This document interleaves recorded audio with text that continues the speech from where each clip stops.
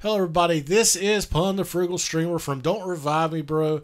And I wanted to discuss Battlefield 5. First of all, thank you, DICE and EA, for giving me the opportunity to play Battlefield 5 Closed Alpha. I loved the game. It was a lot of fun, and I just appreciate the opportunity to be able to get my hands on it. I think overwhelmingly a lot of people enjoyed it. I know I did. I loved it.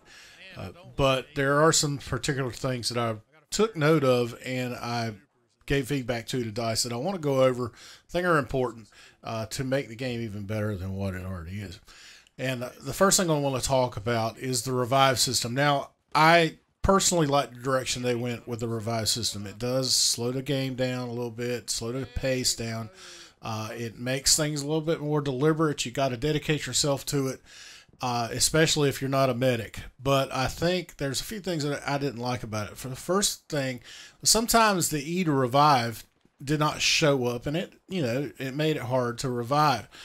Often you had to move back, you had to move to try to get it to show up, and then once it showed up, then you could do it, and it took a few extra seconds to do that.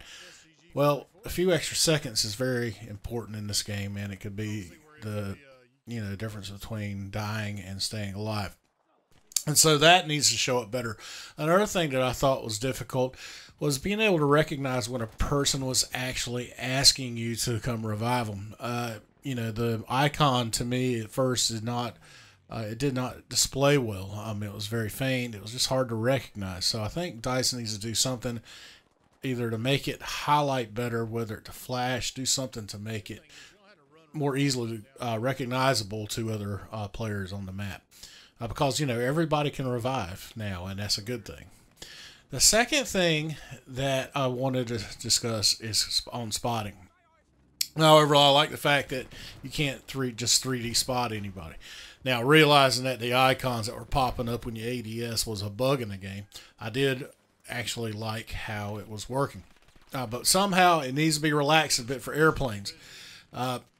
Airplanes really did not play a part in this game, I don't think. I think they were just kind of there, and they had a hard time because it was hard for them to identify targets on the ground. And a lot of that, I think, has to do with the fact of the way the spotting system works. So somehow or another, they need to relax it for the airplanes so they can identify infantry and ground targets better. They don't need to be non-existent in the game. As much as I am an infantry player and I enjoy not having to worry about airplanes killing me all the time, I don't think it's fair to the pilots in the game. The third thing I want to talk about is the gun mechanics. I love the guns in Battlefield 5 and I love how they shoot. But I do believe that they're a bit too easy to control and kill at range. The STG-44 and the Guerra 43 especially. I believe that there should be some sort of first shot multiplier added. To keep the guns from being spammed with tap fire. I think the tap fire meta in the game right now is just a little too strong, and it's kind of a return to something I think DICE really wanted to avoid when they were, playing with BF3, BF4. So I think that would make the guns a little more difficult to use, but I think a skilled player would be able to learn to control it and make it work for their play style. Also, the ADS sensitivity fell off, and when it was set to 100, it felt considerably slower than a hip fire, more so than it should.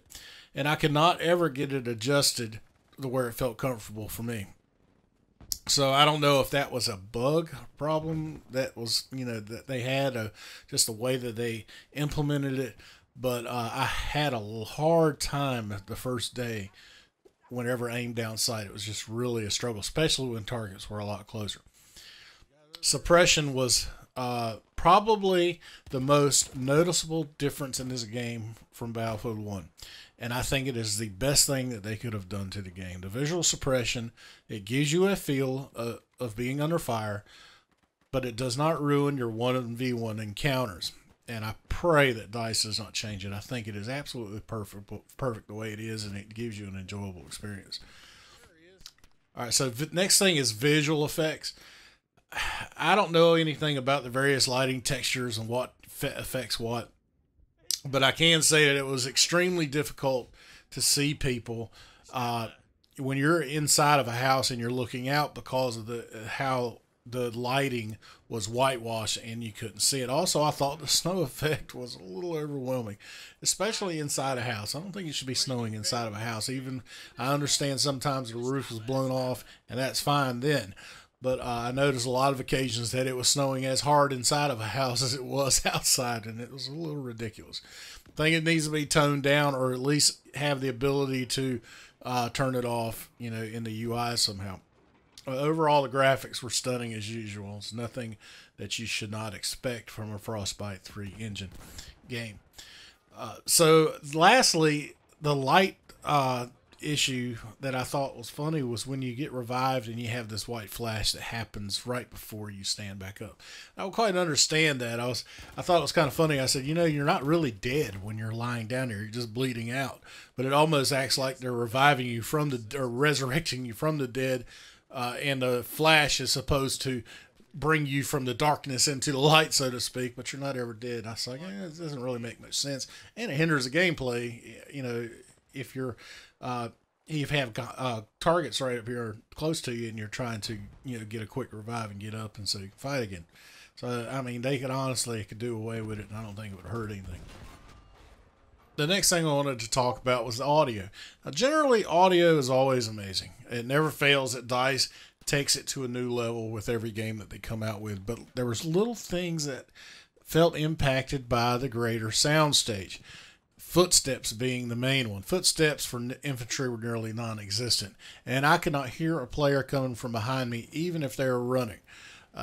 And I have, expensive headphones and a very nice sound card, so that should not be an issue for me.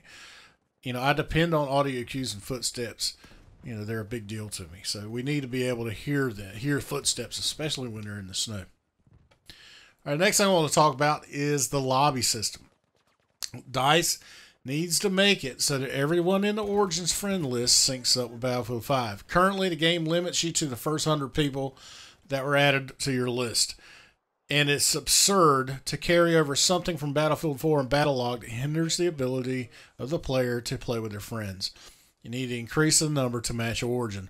We all play multiple EA games, and many of us have over 100 listed on our friends list. I should not have to go struggling to connect with them because they appear as, say, number 104, and because of that, Battlefield in-game system does not recognize them. It therefore drops you from the server that you're trying to join.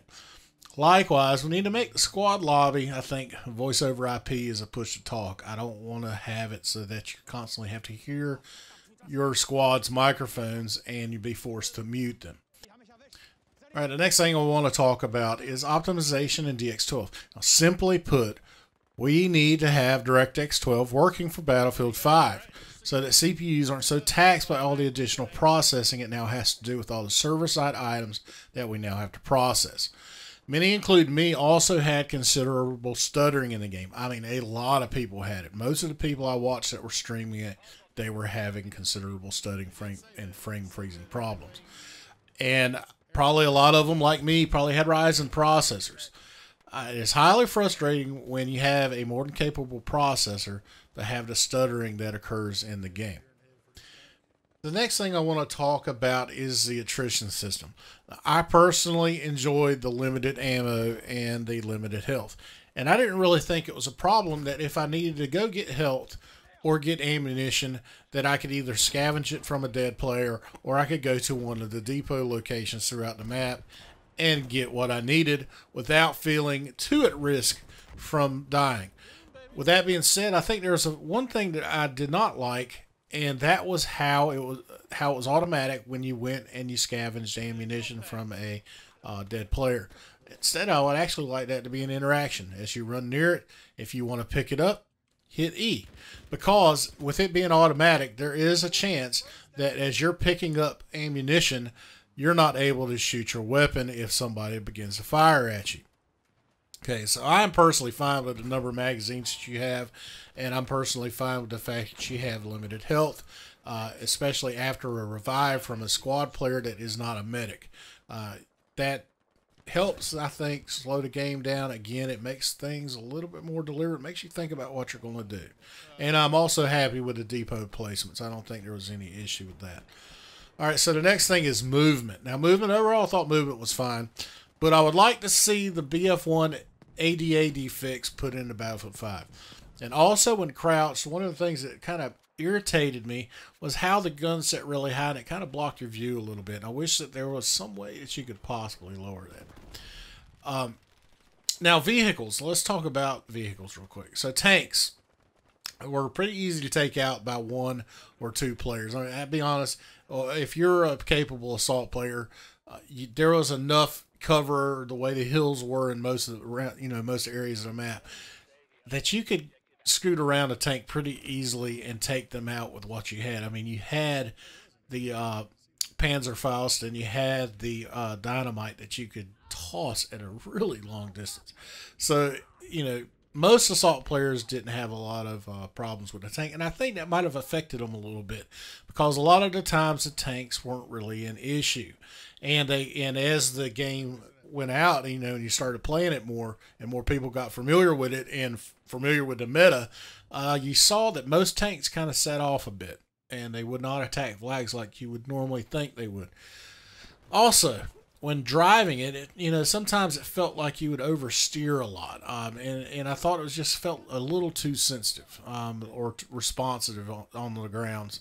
So I would think that maybe there's a way that they could kind of reduce the effect, like it had too much grip on the ground. Maybe they can make it so it's not quite so responsive. And planes, of course, as I'd already talked about, planes were nearly non-existent in terms of me being an infantry player and not really having to worry about them. But as a pilot, or at least for me, I could not ever get to fly the planes because of the way I normally do my keybinds. I use my mouse for yaw and for aiming, fine-tuning my aim. And I could not get the axis binds to keybind at all for my mouse. So unless I was going to use the keyboard exclusively, there was no way I could fly the plane. And so I tried everything I could do to get it to work, but I just could not ever get it to work the way I wanted it. So unfortunately, I didn't get to fly a lot. But it does not look like it mattered because, as I said, the planes didn't really have much of an effect anyway. Conquest, I really can't say much about it other than I absolutely loved it. And I pray that DICE doesn't change it other than maybe adjusting the ticket count a little bit. Sometimes the rounds could seem a little bit too long. But as far as the mechanic with the ticket bleed, that's the way it needs to be. The old Conquest is back. Thank God. I love you, DICE. Let's keep it.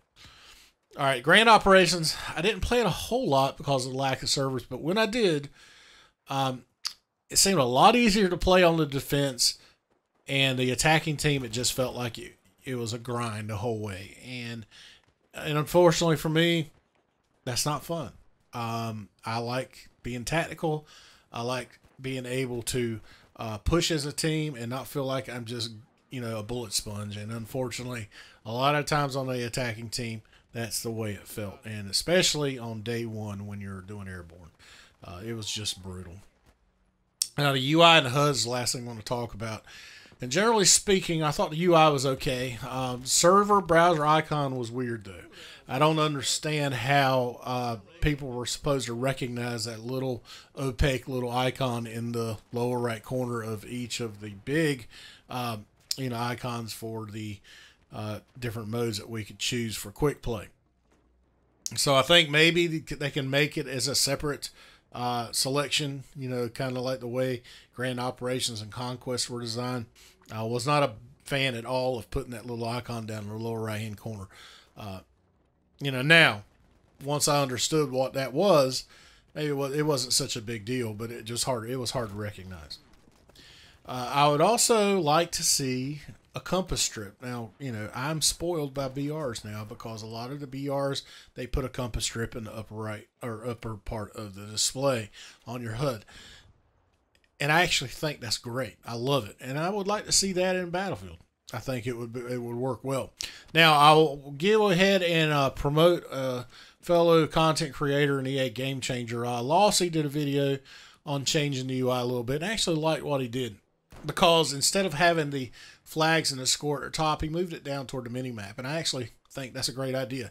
I don't really need to see such a big display for how many flags are captured when you could put them down right above the mini map or right beside it, and they would do perfectly fine.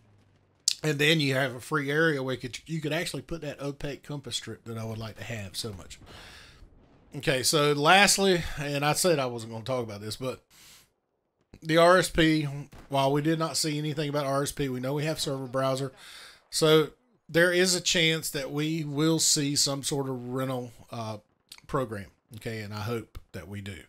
I think it's very important. I'm not going to beat it to death. I'm not going to talk about it more than I just say, hey, DICE, we need RSP. Okay, we've beat a dead horse with this. Everybody knows that the community wants it. Okay, but I will say this is don't wait till the last minute to tell us that it's going to happen or it's not going to happen. Okay, if you know you're going to do it, you're going to do it. Just tell us now. Okay, don't hold us in suspense, because that was what happened the last time. Was you didn't say anything, and then a month into the game, after it had been released, you say, "Hey, we're doing a rental server program," and it's almost like, man, they're doing this because they didn't originally plan to do it, but now they're seeing so much of a rebuttal from the community that they've now decided to do it. Look, just tell us one way or another right now. We're not doing RSP, or we are doing RSP, because then at least we can expect one or the other. Don't leave us, in the dark with it, because I just don't think that's right, and we need to know. So overall, though, guys, I enjoyed the game. I thought it really brought me back to what I felt like was an old Battlefield game. Many describe it as a kind of a baby that Bad Company 2 and BF3 had. A lot of people are excited about it. You can tell on social media they're talking about how much fun it was. And I'm going to be honest, I was hurt when they announced that Tuesday was going to be the last day of the game. I was hoping that we could get a few more days out of it. But in any case, guys, I think we're in for a treat here in October. I really do.